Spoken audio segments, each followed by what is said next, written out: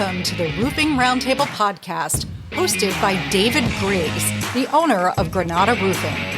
In this podcast, we dive deep into the world of roofing with a particular focus on premium roofing and exterior product applications. Now it's time for the latest episode of the Roofing Roundtable, a Frito Nation production coming to you from the Caddo Office's Reimagined studio. All right, it is Frito with the latest client of Frito Nation Productions, part of the Frito Nation family, David Griggs of Granada Roofing. Hey, Frito. You're starting a podcast, the Roofing Roundtable, and let's just get right to that. Why do you want to start the podcast? I started the podcast because I want to spread great information to consumers about everything roofing, whether it's general maintenance on your homes, the different kind of products that we use and why. I want homeowners to understand the insurance process, when you're filing a claim, when to file a claim. I want to bring in expert people on different topics of insurance, realtors, everything under the moon that has to do with roofing, so that you, the consumer, get very educated and you're making great decisions on a really big investment that's, covering the roof over your family's head. How long have you been doing this? I've been roofing now for almost 4 years now. Okay. And how'd you get into it? So I got into roofing right after COVID. So everybody lost their job. Mm-hmm. And I got furloughed from my corporate job, and I wasn't going to sit around and collect unemployment checks. And my brother said, hey, I've got a buddy. He does roofing. He does pretty well. Let's get into it together. And he went to go work for another company. I went to go work for the first company that I did. And I just fell in love with roofing from there. What was your corporate job? So my father and I, just to kind of back up, my father and I owned a company called Executive Beverage Service. If you go into a big corporate office, they have free drinks and snacks for their employees. So my dad, back in the 80s, created his first company, sold it, started Executive Beverage right when I came out of high school, and we did that for 17, 18 years until we sold our company to a large company called Canteen North America. They're a $2 billion company. Mm-hmm. We went over there, and I started working for Canteen after that. It was 2.5 years before the craziness of COVID hit, and then I got furloughed. Okay, now let me ask you this. Culture shock, because you went from the way you just described it, and tell me if I'm wrong, basically being an entrepreneur. Yes. With you and your dad, to then going corporate. How much of a shock was that for you? That is a fantastic question. So part of me, whenever the division president even said they wanted to buy us, it was a little flattering because they're such a large company. But then going over there, part of the reason why I wanted to sell the company was I felt like I had reached all the pinnacles that I was going to reach with. I had learned everything I was going to learn from my dad in a small business. And I had this mindset that I was going to go into corporate America and I was going to conquer this path and I was going to become the next CEO of Canteen North America. And what I realized very quickly, going and working in corporate America, you get your job and you are stuck. And moving up the chain is extremely hard, and you're waiting for people to retire, someone to get fired, and then you're jockeying for that spot against 30 other people that are just as great as you, if not better. Mm-hmm. That was the shock. But I would say part of owning my own company now, again, is I'm having a lot of fun doing what I'm doing, so it doesn't feel like work, even though I'm putting in the long hours. And I like being able to now make my own decisions and not have to go to ask someone, can I have permission to do a podcast? Can I have permission to use this logo? I do it. I see it. I like it. Let's go. And I wish that more people could experience that and understand it. And I think COVID actually has exposed a lot of people to the happiness factor. Yes. I remember whenever COVID hit, you have to understand at Canteen, and it's no fault of theirs. They're a great company. Yeah. But I was working 60, 70, 80-hour weeks, and my whole world revolved around this stupid title of I was going to be some kind of district manager, whatever. And whenever I got furloughed and I no longer had that fake perception of power, or in the words, not even power, maybe just authority, I don't know, whatever you want to call yourself when you get higher up in a company, I realized I was like, oh my gosh, I need to have a hobby. I'm not happy working 24/7 chasing a title or chasing a monetary amount of money. Like, that was part that I realized I wasn't happy working in corporate. And you just brought up a word too, hobby. It's really hard for me to answer when people ask me, what's your hobby? Because I feel like I don't need a hobby because I love what I do. This is your hobby. Yes. And then now it happens to be a very professional hobby. But the other thing too is like, where do you go on vacation? Well, when I was in radio, work was going to the Super Bowl, going to training camp, going to spring training. So I never really had to take a vacation because work was... You're having fun working. Yes. Yes. I mean, I would go years without taking an official vacation, but never missed out because every year the Super Bowl's in a different place. Yeah, you're traveling somewhere. You get to hang around cool people all the time, going to restaurants, bars, whatever you're doing. And so, I mean, I think, everyone searches for the secret of life and everything. I think a lot of it can be solved if you're doing what you love. 100%. And I just wish more people would understand that. Yeah. Now, when you got into roofing, did you know anything at all? I did not. And so, great segue. Whenever I got into roofing, it's a lot of information. It's learning underlayments. I mean, I won't get too nerdy into it right now, but you're learning so much detailed information so that whenever you're talking to a homeowner, you can give them specific information. Well, I remember very quickly getting into roofing that I didn't want to just do shingles my entire life. My passion in roofing is doing specialty roofing. Everything that's clay tile, metal, commercial with TPO, different synthetic roofs, Da Vinci, Cedar, Brava, whatever.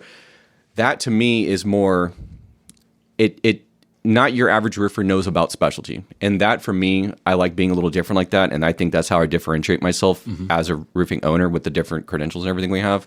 And I love it because we're putting art on your house, Frito.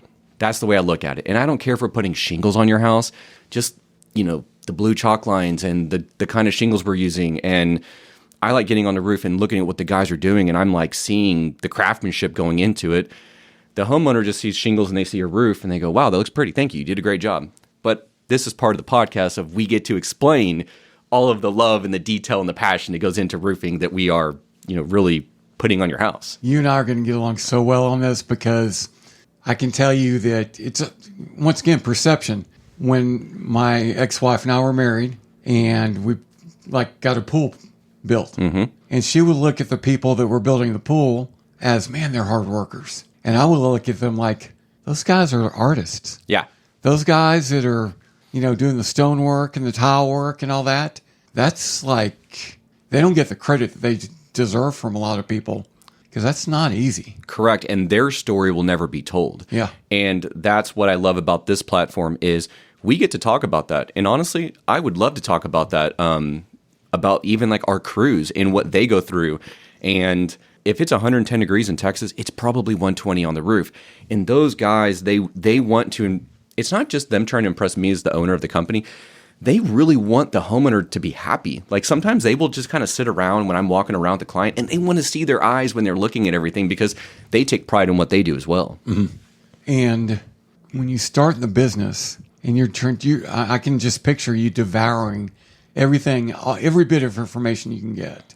Yeah. And it's really cool whenever you start getting into specialty because I could teach you, Frito, how to sell shingles and basic shingle underlayment in 24 hours, send you out there. You're not going to know every detail. But when you really start getting into like tile and the batten systems and just everything else, you're getting into slate, just learning. I think it's so cool just learning where slate comes from. Like it's literally coming from a quarry.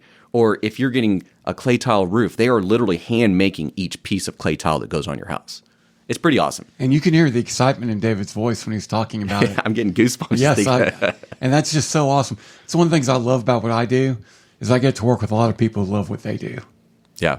And that's just, it's a very positive atmosphere that all of us are in because you're surrounded by people that are passionate about their work. Yes.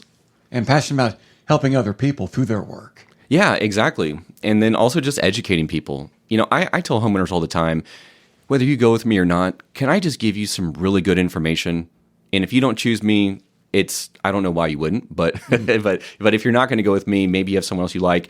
Look for these basic key things, and if they check those boxes, fantastic, go for it. this is kind of a trick question, but are you still learning? Always.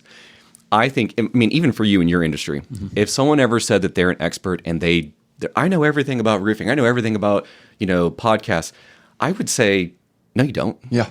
Because I think that the more people that I'm around, it doesn't matter if it's shingles, specialty, even talking to the distribution. I pick up a new piece of information every single day, all the time. I will never stop learning. I will always be a student to roofing. Well, to pull the curtain back a little bit, I bet you and I are a lot alike. I hope I'm sneaky cocky, which means I'm very cocky, but hopefully no one knows how cocky I am. Yeah. And because I don't want to show that, but then I tell people I'm sneaky cocky. Yeah. But audio wise, I've been doing it for so long. There's no doubt in my mind that you're not going to find anyone better than me. Yeah. But every morning that I wake up, I either come to work immediately or I get on YouTube and I watch at least half an hour's worth of a video about my business. That's fantastic. And 9 times out of 10, David, I already know the information that they're giving on those videos, but it reinforces what I already know. Yes. And every once in a while, I'll learn something. But I'll tell you this, too. I have learned more from my clients about my business than any video, any book, anything I could ever listen to, because my clients are the ones I serve. Yes. And I agree with you 100% because whenever I'm talking to a realtor, for example, and I'll ask them some questions like, when you're looking for a roofer or you're walking around a property and you look up at a roof, do you even know what you're looking at? And, most realtors are like, well, yeah, I can tell some shingles are blown off. But whenever they start describing to me what they're looking for, I look at them as, okay, I can go and look for information that can help that particular person to at least make an educated decision on what's going on up there. And or even for this podcast, if there's other roofing owners or maybe a roofing sales guy and they tune in and they pick up one little piece of information that made them better, I'm happy with that. How competitive are you guys with each other? You get different roofing companies that I think are very competitive. They don't want anything to do with you. Stay away, mind your own business. But then you get other guys. I'm friends with so many roofing owners. I think the roofing owners that I'm friends with, it's more of a community. And I usually, from what I found, is the community of roofers that I'm a part of, we are all trying to help each other. I have no problem calling a buddy of mine who's a roofing owner, and I'm like, hey, I've never seen this before. I saw on Facebook that you did something similar. Can you give me some advice? There's nothing wrong with that in my eyes. Yeah, and it's, I know a lot of different roofers, and what you're saying is absolutely consistent with what I've seen. Yeah. And I really do like people that work together. Yeah. In podcasting, everyone kind of works together. Correct. And the attitude is there's more than enough to go around. Exactly. And I like that a whole lot. Yeah. Also like the, there's a lot of people, I used to be this way, that in order to have a winner, you have to have a loser. And that's just not right. I don't like that. I don't surround myself with people like that. Yeah. If you are a negative person, if you were going to be like the opposite of what you're describing, I'll block you on Facebook and we don't have to talk ever again. Every time you see me, I'm probably always smiling. I'm always having a good time. I'm always happy. I'm always in a good mood because of the people I surround myself with.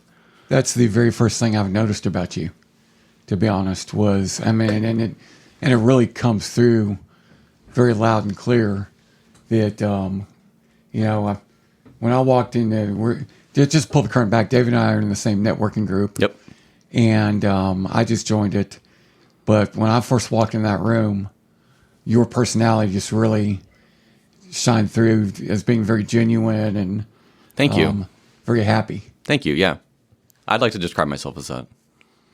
And then the other night, I got to meet Marissa, your wife. Yeah. Who I hope that you have her on. Yeah, definitely. Because you guys are a great match. Oh, thank you. She's a genius. She really is. And, You know, a lot of times I can sit here and have an idea, and then she can just start thinking of a million branding ideas, marketing ideas, and I don't do this all by myself. I mean, she is a huge part of my life. I love her to death. She's my best friend, and it makes it easy to, walk through life with her because of her. Were you ever apprehensive in going into roofing and starting your own business? Oh man, great question. I would say no, only because at the time, because of COVID, no one was hiring. You couldn't even submit a resume. I think I'm better in person than I am over like a phone call. And I had to make it work. I had to make it happen. Mm-hmm. I mean, during COVID, it was, if you weren't going to get out there and go find something to do, and again, like I said, it's just not part of me. And that's not there's anything wrong with just sitting back and collecting checks, but I need to be working. I don't want to be sitting at home all day. I need to be out and about. And it's crazy enough to say is that whenever we as owners try to bring people into our industry who if you're on a salary and you're thinking, wow, I'm going to be on 100% commission, you're probably thinking like, I can't give up that everyday check. Stability, yeah. I can't give up that stability to come in. But when you start having your own time, it's working on your schedule, mm-hmm. You're learning, you're talking to so many people. I love it. I think it's fun. That would be the only part that if I wasn't in the industry to give up that stability, it would be really hard to have to tell your wife, like, I'm probably going to go a couple months without making any money. But now that I'm in it, I can see the long term, And that is an adjustment. It is. For anyone. It's like I told you when I first met you, if someone was going to get into this industry and they wanted to come learn from me and work underneath of me, I've always said, I want to teach entrepreneurs.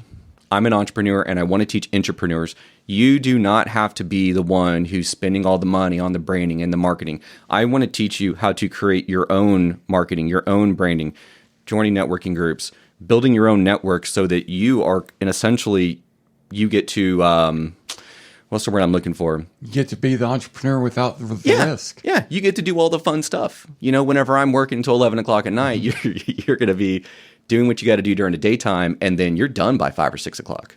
And I think you and I are a whole lot alike, too, to where, and I only have one employee right now, but I want her to feel like this is hers. Yeah, because it is. It is hers. And just like for anyone coming and working for me, your book of business that you're building, that is yours. And I want to teach you how to make it great because your network is your net worth. Mm-hmm. And I don't want anyone to ever feel like it should be apprehensive coming into it because everybody knows somebody. Are you willing to put yourself out there to go and take what you want? And it's just simple things. It's the words you choose to use. Yep.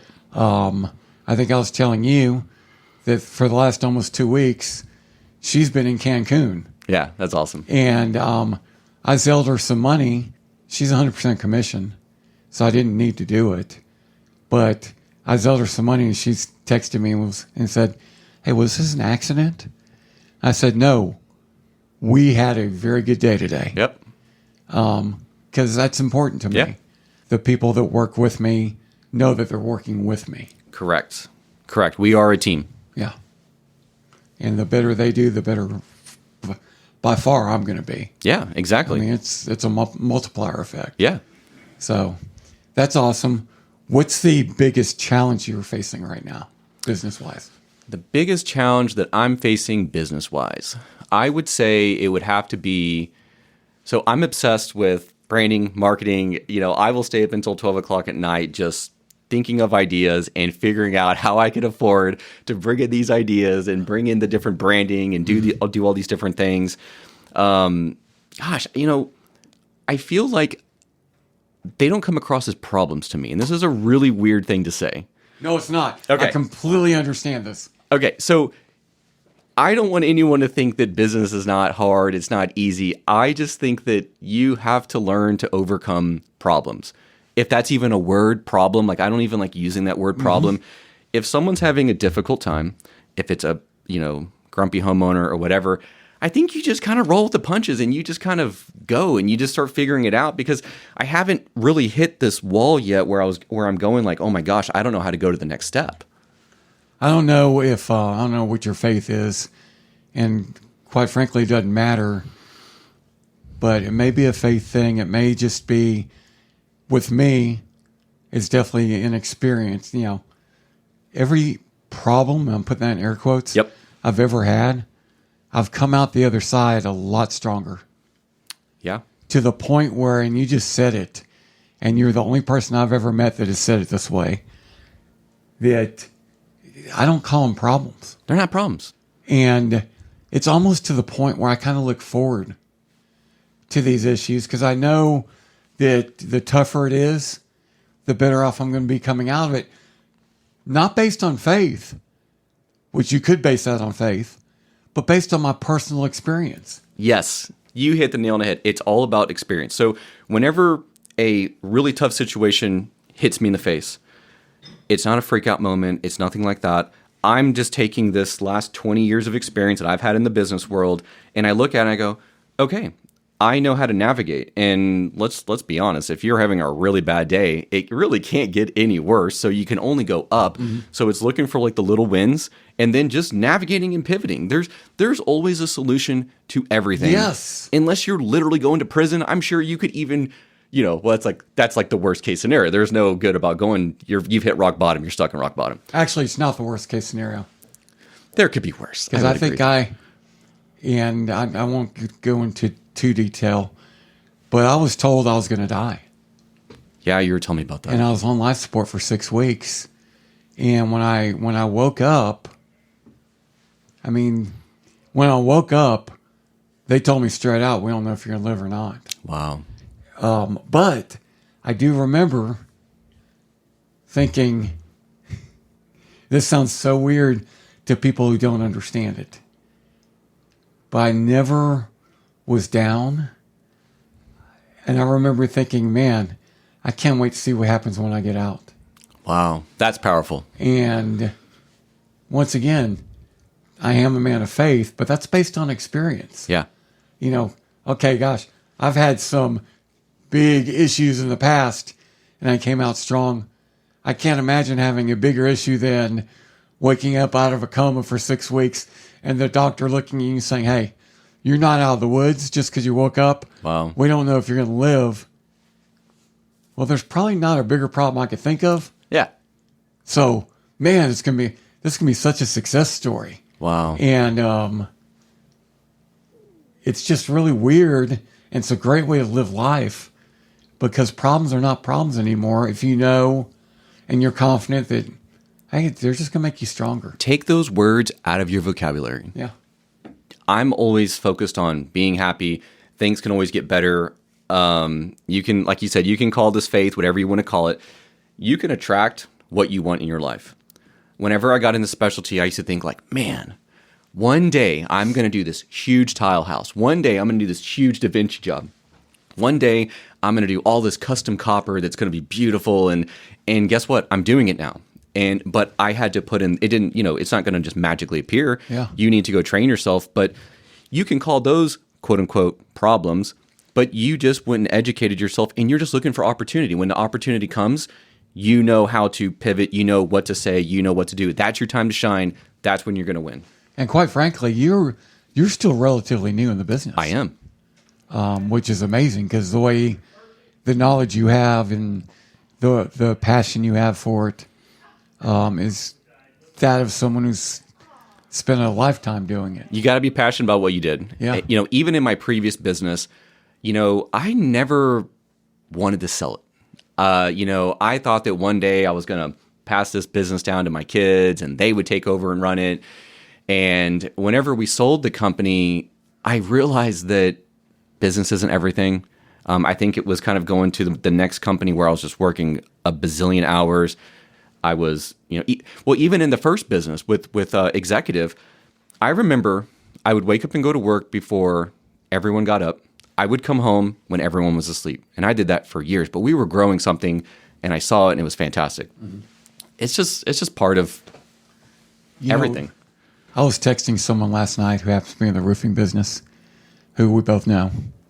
And she literally just started. And I was just telling her that I was proud of her. Oh. And I pointed out to her that, your success is not going to be measured by your balance sheet.